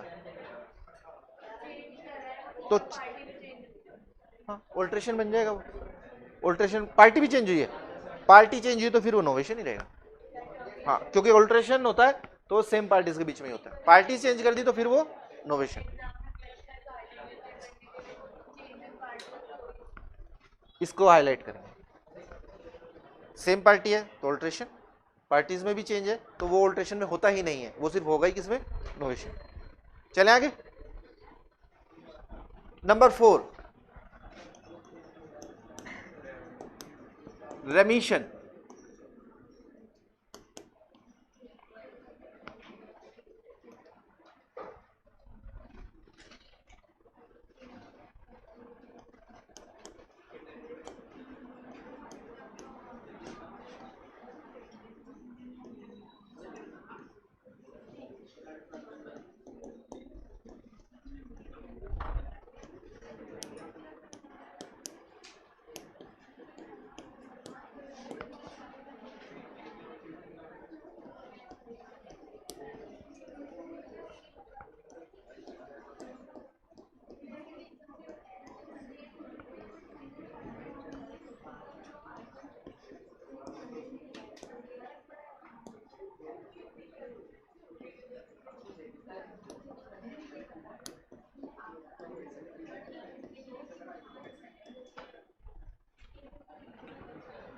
बात सुनो, रेमिशन में क्या है, इसको समझने के लिए समझिए, रेमिशन में क्या है, थोड़ी सी नरमी बरत देना, थोड़ी सी नरमी बरती है, क्या कर रही है, नरमी, थोड़ा सा आपके लिए नरमी। देखते जरा क्या होती है नरमी। मैंने आपको लोन दिया, ये मनी लेंडर, ये बोरोवर, इसने इसको लोन दिया 10 लाख रुपए का, विद इंटरेस्ट इसको वापस करना है। इसने कहा चलो एक काम करो, 2 लाख की बजाय आप कितना इंटरेस्ट दे दो, लोन पूरा सेटल माना जाएगा 12 लाख रुपए। देखिए लोन में क्या लिखा है कि आपको कितना पे करना है, 12 लाख, लेकिन आप कितने दे दो, 11, फाइनल सेटलमेंट, फाइनल। ऐसा होता है ना कई बार, हम कई बार जैसे क्रेडिट कार्ड या कुछ भी बिल वगैरह यूज करते हैं, बिल बन जाता है या कुछ भी हुआ, आप पे नहीं कर पा रहे हो, तो पहले तो आपसे कहते हैं पैसे दो, आप कह रहे हो जी है ही नहीं पैसे, आप केस कर दो, क्या करें, जब है ही नहीं तो है ही नहीं, तो कहते हैं अच्छा एक काम करो, वैसे तो 1.5 लाख बनते हैं, आप 1.35 में सेटल कर लेते हैं पूरा, इसको बोलते हैं क्या, सेटलमेंट। तो क्या है, रेमिशन। पढ़ क्यों रहे हैं, क्योंकि कॉन्ट्रैक्ट में परफॉर्मेंस लिखी थी कुछ और आपने एक्सेप्ट किया है कुछ और, एक्सेप्ट किया है कुछ और, लेकिन फिर भी कॉन्ट्रैक्ट डिस्चार्ज हो जाएगा, फिर भी कॉन्ट्रैक्ट डिस्चार्ज, आपसी सहमति से हो रहा है सब कुछ। आपने कहा 1.5 नहीं 1.30 दूंगा, आपके कहने से कुछ नहीं होता, आप तो डिफॉल्टर हो, आपके ऊपर तो ब्रीच ऑफ कॉन्ट्रैक्ट वो कभी भी लगा सकता है, लेकिन आपसी सहमति से उन्होंने क्या डिसाइड किया, चलो सर मेरे पास पैसे नहीं है, ये गाड़ी है, मेरे पास पैसे नहीं है, सिर्फ एक ही एसेट बचती है गाड़ी, चल गाड़ी दे दे। लेने तो पैसे थे लेकिन क्या ले लिया, कुछ तो दे, ठीक है, कुछ और एक्सेप्ट कर लिया, कुछ और एक्सेप्ट कर लिया, तो थोड़ी सी आपको क्या दी गई है, ठीक है, लिख लीजिए। ऐसे ही टाइम एक्सटेंड करना भी एक्सटेंशन उसमें आ जाता है। जैसे आपने एक सवाल पूछा था ना अभी कि सर वो कॉन्ट्रैक्ट ना करे, ओरली क्या दे, ऐसा कि चल अच्छा 15 दिन और दिए, कॉन्ट्रैक्ट नहीं बना रहे ना, 15 दिन उसको ऐसे ही दे दिए। भाई कॉन्ट्रैक्ट देखो, ड्यू डेट से पहले वो आया, ठीक है, उसने कहा सर मेरे पास पैसे नहीं है, मुझे ना थोड़ा सा वक्त और दे दीजिए। इसने कहा चल देखो वैसे तो 31 तारीख को ब्रीच हो जाएगा, लेकिन चलो एक काम करते हैं, आप ना 15 दिन और दिया आपको एक्सटेंशन, मैं 15 दिन तक आपके ऊपर, देखो 31 को मैं चाहूँ तो केस फाइल कर सकता हूँ, लेकिन मैंने आपको 15 दिन की एक्सटेंशन दी, मैं 15 दिन हुआ और आपके ऊपर कोई केस फाइल नहीं, नया कॉन्ट्रैक्ट नहीं बना रहा, सिर्फ आपको थोड़ा सा टाइम क्या कर दिया उसने, एक्सटेंड कर दिया, नरमी बरती है थोड़ी सी। वो चाहे तो केस फाइल कर सकता था, लेकिन उसने क्या कर दिया, टाइम थोड़ा सा आपको, नहीं कोई कॉन्ट्रैक्ट नहीं बनाया उसने, कोई कॉन्ट्रेक्चुअल प्रॉमिस नहीं किया आपसे। सर अगर टी एंड सी भी चेंज हो तो पार्टी भी और पार्टी टर्म्स एंड कंडीशन भी चेंज, पार्टी अगर चेंज हो गई ना तो वो ऑल्ट्रेशन में नहीं आएगा, फिर वो नोवेशन ही है। ये लिख लिया,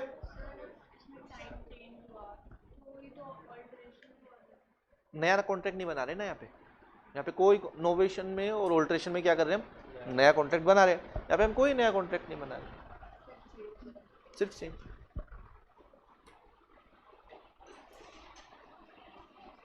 चले आगे, बात समझ गए। लास्ट वेवर,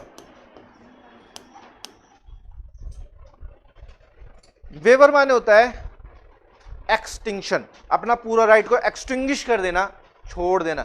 रेमिशन में क्या था, थोड़ी सी नरमी बरती थी ना, थोड़ी सी क्या बरती थी, नरमी।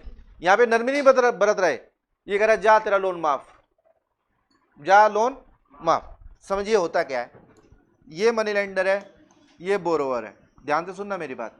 इसने इसको लोन दिया, इसको क्या करना है, रीपे करना है। इसका मतलब प्रिंसिपल प्लस इंटरेस्ट, ये क्या है, इसकी ऑब्लिगेशन है, ये क्या है, इसकी ऑब्लिगेशन है। और ये क्या है, इसका अधिकार है, इसका, ध्यान से सुनना मेरी बात, समझाना क्या चाह रहा हूं मैं आपको। एक कॉन्ट्रैक्ट में एक बात समझ में आती है, जो एक पार्टी की ऑब्लिगेशन होती है वो दूसरे का राइट होता है। मैंने आप सबको एक बात पहले भी कहा था, लो का काम आपको अधिकार देने का है, आप चाहो तो अपने अधिकार को छोड़ सकते हो, आप चाहो तो अपने अधिकार को छोड़ सकते हो। इसने कहा जी मुझे अपना अधिकार नहीं चाहिए, मैं अपने अधिकार को क्या कर रहा हूं, छोड़ रहा हूं, एक्सटिंग्विश कर रहा हूं, मतलब वेव ऑफ कर रहा हूं, मैं अपने अधिकार को छोड़ता हूं, मुझे प्रिंसिपल और इंटरेस्ट नहीं चाहिए। आपने छोड़ा अपना अधिकार, सामने वाले की रिलीज हो गई क्या, क्योंकि जो आपका राइट था वो सामने वाले की क्या थी, ऑब्लिगेशन। अब उसकी ऑब्लिगेशन ही रिलीज हो गई तो एक कॉन्ट्रैक्ट क्या हो गया, भाई उसको पैसे देने थे, आप कह रहे हो नहीं चाहिए, तो इस कॉन्ट्रैक्ट क्या करें, खत्म करो। कॉन्ट्रैक्ट क्या हो गया, डिस्चार्ज। कॉन्ट्रैक्ट क्या हो गया, डिस्चार्ज। आगे का क्या, आपने पैसे लेने का राइट ही छोड़ दिया, ये कॉन्ट्रैक्ट ही खत्म हो गया, केस फाइल कैसे करेंगे, कॉन्ट्रैक्ट तो क्या हो गया, डिस्चार्ज। केस फाइल हम कब करते हैं, जब ब्रीच ऑफ कॉन्ट्रैक्ट हो। यहां पे ब्रीच नहीं हुआ, यहां पे तो आपसी सहमति से क्या हुआ है, इसने अपना राइट छोड़ दिया, उसकी वजह से कॉन्ट्रैक्ट डिस्चार्ज हो गया। और सुनिए, अभी आगे भी सुनिए क्या होगा। बी कह रहा है इससे, बी कह रहा है क्या, सर आप एक बात बताओ, अभी तो आप कह रहे हो मैंने अपना राइट छोड़ दिया, कल को आप फिर से कहने लगे ला पैसे, कल को आप फिर से क्या कहने लगे, ला पैसे दे। अगर आप सच में अपना राइट छोड़ना चाहते हैं तो मेरे साथ एक कॉन्ट्रैक्ट कीजिए, मेरे साथ क्या कीजिए, कॉन्ट्रैक्ट कीजिए। किस चीज का कॉन्ट्रैक्ट, वेव्ड ऑफ का, कि मैं अपनी मर्जी से होशो हवास में आज पूरी सोच समझ के साथ अपने पैसे लेने का अधिकार, जो मैंने आपको लोन दिया था, उस अधिकार को क्या कर रहा हूं, छोड़ रहा हूं, उस अधिकार को क्या कर रहा हूं, छोड़ रहा हूं। तो एक नया कॉन्ट्रैक्ट भी बना सकते हैं सेफ साइड के लिए। तो एक नया कॉन्ट्रैक्ट क्या बनेगा, वेव्ड ऑफ का कॉन्ट्रैक्ट बना। इसमें क्या लिखेगा, बी मनी लेंडर को क्या दे रहा है, बी मनी लेंडर को क्या दे रहा है, और मनी लेंडर बी को क्या दे रहा है, बताएं। मनी लेंडर तो पैसे दे चुका था, मनी लेंडर तो क्या दे चुका था, पैसे दे चुका था। बी को क्या दे रहा है, कुछ भी नहीं। आपने जो पैसे लेने का था ना, आपका पैसे लेने का जो राइट था, आपने खुद ही ने अपने राइट को क्या किया है, खुद ही ने छोड़ा है, आपने अपने पैसे लेने के राइट को खुद ने छोड़ा। बी आपको क्या देगा, आपको तो कुछ चाहिए ही नहीं ना। बी से आप क्या चाहते हो कि मुझे पैसे ना दे, ये लीजिए मैं आपको पैसे नहीं दूंगा, ठीक है। रेफ्रेनिंग, रेफ्रेंड कर दिया आपने, इसको नहीं चाहिए पैसे, तो यहाँ पे इसको इग्नोर करना कि कंसिडरेशन क्या है, कंसिडरेशन क्या है, कुछ कंसिडरेशन, ठीक।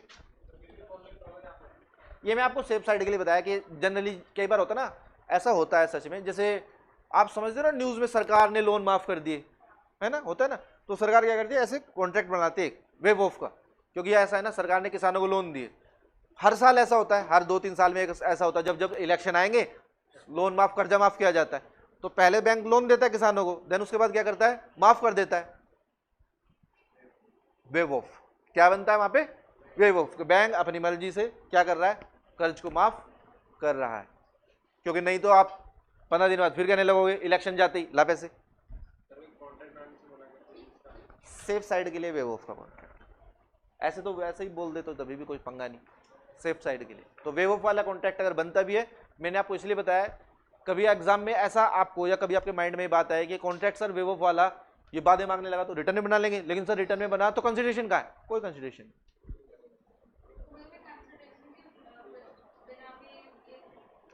भाई इसमें कंसिडरेशन क्या है, ये और ये, आपने इससे क्या चाहा, मुझे पैसे नहीं चाहिए, ठीक है, इसने इसको क्या दिया, लोन दे रखा है ऑलरेडी, इसका कंसिडरेशन पास कंसिडरेशन है, और ये आपको क्या दे रहा है, जो आप चाहते हो।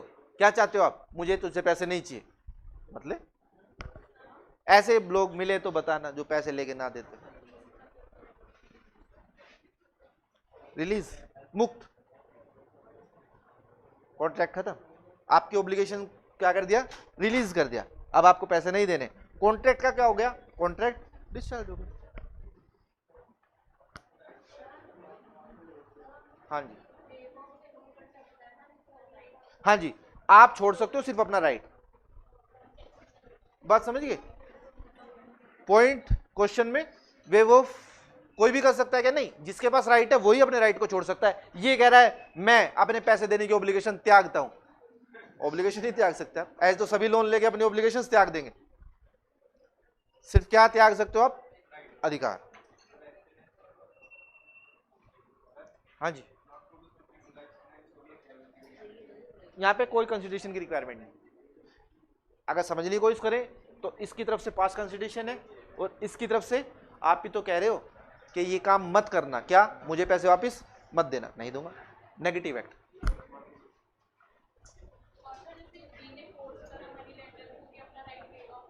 नहीं, आप ऐसा नहीं कर सकते, आप अच्छा गन पॉइंट पे, फिर तो एक और नया कॉन्ट्रैक्ट बन जाएगा, फिर तो वही फ्री कंसेंट मिसिंग। याद है एक बार एग्जांपल दिया था क्वेश्चन में, उसने बैंक मैनेजर को लोन दिया था, उसने बाद में कहा पहले मेरा लोन माफ करो, फिर वो क्वेश्चन बन जाएगा। तो क्वेश्चन बन जाएगा तो क्या होगा, कोर्ट वेव ऑफ वाले कॉन्ट्रैक्ट को कैंसिल कर देगा, और जो ओरिजिनल लोन एग्रीमेंट था वापस से एक्टिव हो जाएगा। वेवर के केस में फिर वेव ऑफ का कॉन्ट्रैक्ट बनाना कंपलसरी होता है क्या, मतलब मर्जी आपकी, सेफ्टी पर्पस के लिए वेव ऑफ का कॉन्ट्रैक्ट बनाना जरूरी, क्योंकि अगर नहीं बनाओगे तो वो क्या कर देगा, मुकर सकता अपनी बात से, तो आपको प्रूव करने में थोड़ी तकलीफ होगी। जुबानी कीमत रही नहीं जी एक्चुअली, इसलिए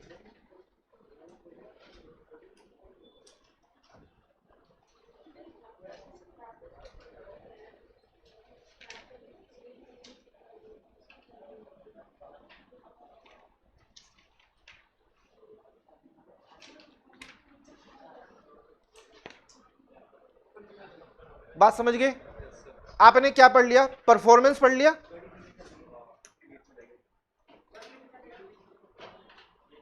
ये पढ़ लिया, ये पढ़ लिया, ये आपको पता है, ये आपको पता है, पता है नहीं पता है, ये पता है ना, केस फाइल करने टाइम निकल गया, अब आपके पास ऑप्शन नहीं, ये आपको पता है, जब भी सुपरवीनिंग इम्पॉसिबिलिटी हो जाती है तो कॉन्ट्रैक्ट क्या हो जाता है, खत्म। किसको, ये तो 3 बार बता चुका वैसे मैं। वॉइड कॉन्ट्रैक्ट याद है पहली क्लास का, वॉइड कॉन्ट्रैक्ट में भी हमने क्या पढ़ा था, कोई कॉन्ट्रैक्ट ऐसा जब बना था तब वैलिड था, बाद में जाके क्या हो गया, वॉइड हो गया। इम्पॉसिबिलिटी लास्ट क्लास में भी क्या पढ़ा था, इम्पॉसिबिलिटी 2 तरह की होती है, एक इनिशियल इम्पॉसिबिलिटी और एक सुपरवीनिंग इम्पॉसिबिलिटी। सुपरवीनिंग इम्पॉसिबिलिटी मतलब जो बाद में जाके कॉन्ट्रैक्ट वॉइड होता है, तो जब बाद में जाके वॉइड ही हो गया, वो इम्पॉसिबल हो गया परफॉर्म करना, तो जब इम्पॉसिबल ही हो गया तो परफॉर्म होगा कैसे, तो सिचुएशन में कॉन्ट्रैक्ट क्या होता है, खत्म हो जाता है। सर किसी पार्टी कोई गलती नहीं जी, वो तो इम्पॉसिबल हो गया ना, किसी की कोई गलती नहीं है, लेकिन मैंने तो पैसे दे दिए थे ना, रिस्टोरेशन, पैसे दे दिए थे तो क्या हो जाएगा, रिस्टोरेशन। मैंने आपसे कहा मैं आपकी गाड़ी खरीदना चाहता हूं और एडवांस भी दे दिया, पता चला शॉर्ट सर्किट हो गया, गाड़ी में आग लग गई, अब आप गाड़ी तो दे नहीं सकते, सब्जेक्ट मैटर ही डिस्ट्रॉय हो गया, तो सिचुएशन में कॉन्ट्रैक्ट तो चलेगा नहीं, कॉन्ट्रैक्ट तो इम्पॉसिबल। जो जितने पैसे दिए थे वो पैसे वापस कर दो, रिस्टोरेशन। क्योंकि सुपर विनिंग इम्पॉसिबिलिटी में किसी पार्टी की कोई गलती नहीं होती। कुछ ऐसा हो गया, उनको थोड़ी ना पता था ऐसा हो जाएगा, लेकिन हाँ इतना बुरा हो गया कि वो इम्पॉसिबल हो गया, तो कॉन्ट्रैक्ट परफॉर्म नहीं हो सकता। ठीक है। ऑपरेशन ऑफ लॉ में आपको पता ही है, किसी पार्टी की डेथ हो जाए या इंसॉल्वेंसी हो जाए, याद है आपको, अगर पर्सनल नेचर का कॉन्ट्रैक्ट हो तो कॉन्ट्रैक्ट क्या हो जाता है, उसी के साथ समाप्त। लास्ट एक बताता हूं और खत्म। मर्जर। मर्जर में भी क्या होता है, ये हम पढ़ के आ रहे हैं ऑपरेशन ऑफ लॉ। कुछ सिचुएशन ऐसी है जहां पे अपने आप कॉन्ट्रैक्ट खत्म होगा। डेथ वाली सिचुएशन में, इंसॉल्वेंसी सिचुएशन में ऐसा इवेंट घटा जिसकी वजह से कॉन्ट्रैक्ट खत्म हो गया। ऐसी मर्जर में भी यही होता है। आप जरा समझिए, एक छोटी सी बात है, जल्दी से बता देता हूं। ये ए है, ये इसकी लायबिलिटी है, ये इसकी एसेट है। लायबिलिटी है इसकी जो भी कुछ है, एसेट्स इसकी जो भी कुछ है, ठीक है। एक ए है और एक बी है। ध्यान से सुनना मेरी बात। इसने ना इसको एक उधार दे रखा है। क्या दे रखा है? उधार दे रखा है, जो कि ये रीपे करेगा। मुझे बताइए एक ही बैलेंस शीट में क्या इंपैक्ट आ रहा होगा इसका? इसने इसको लोन दे रखा है तो इससे पैसे लेने, इससे पैसे लेने, तो इधर आ रहा होगा नहीं आ रहा होगा? इधर आ रहा होगा क्या करके? डेटर में बी का नाम आ रहा था 10 लाख रुपए। ठीक है, आ जाओ बी की बैलेंस शीट देखते जरा एक बार। जो एसेट्स लायबिलिटी है वो तो जो है सो है ही, लेकिन यहां इसकी लायबिलिटी में क्या आ रहा होगा? एक, ठीक है। अब ऐसा समझ लीजिए ये दोनों कंपनी है, ए लिमिटेड और बी लिमिटेड, दोनों कंपनी है। अब ये दोनों कंपनी क्या हो गई? मर्ज। अब ये कंपनी बन गई ए बी। मुझे बताइए लायबिलिटी और एसेट में जो है वो तो है, इसका क्या होगा? ये एसेट में आएगा, लायबिलिटी में आएगा? तो ये जो खत्म हो गया है, तो ये जो लोन दिया था, लोन एग्रीमेंट, इस लोन एग्रीमेंट का क्या होगा? बात समझ गए? ऐसे मर्ज हो जाता है तो कॉन्ट्रैक्ट क्या हो जाता है? डिस्चार्ज। एक समझ गए? एक और समझा देता हूं। आपने इसको बोलते हैं छोटे राइट को बड़े राइट में मर्ज हो जाना। आपने इस रूम को, ठीक है, मान लीजिए यहां पे रेंट पे मिल रहा है, आपने इस रूम को रेंट पे ले लिया 3 साल के लिए। कितने साल के लिए लीज पे ले लिया? 3 साल के लिए रेंट पे ले लिया, 10,000 रुपए पर मंथ, 10,000 रुपए पर मंथ। लेकिन 6 महीने बाद आपके पास पैसे आ गए और आपने उस पूरी बिल्डिंग को ही खरीद लिया। कुछ भी ऐसा हुआ, आपने क्या कर लिया? उस पूरी बिल्डिंग को ही। अब सिर्फ मुझे ये बता दो, रेंट किसको दोगे? 1 तारीख को आएंगे दरवाजे पे रेंट, फिर उधर से खिड़की से कूद के आएंगे, ये लो भैया, ऐसा खुद को रेंट देंगे और फिर उधर से, ठीक है, ऐसा करेंगे क्या? ये हरकत करेंगे? नहीं। आपका रेंट एग्रीमेंट की वजह से आपके ऊपर एक ऑब्लिगेशन थी रेंट देना, ओनरशिप की वजह से आपके पास राइट क्या आ गया? अब उस रेंट को लेना। Right and liabilities both in same hand, both in merge discharge. बात समझ गई? समझ गई बात? कुछ पूछना है तो बताओ। अगर मनी लेंडर मना कर दे बेवकूफ का कॉन्ट्रैक्ट बनाने का, तो जी बिल्कुल ये तो उसकी मर्जी है, म्यूचुअल कंसेंट से पढ़ रहे हैं, वो मना कर देगा तो सेम कहानी होगी। या तो आप परफॉर्मेंस की डेट परफॉर्म कर दोगे, नहीं करोगे तो ब्रीच, और ब्रीच हो गया तो कॉन्सिक्वेंसेस झेलने पड़ेंगे। ब्रीच क्या होता है नेक्स्ट क्लास में पढ़ेंगे। कुछ और पूछ रहे हैं? पूछ लो, पूछो ना। हाँ।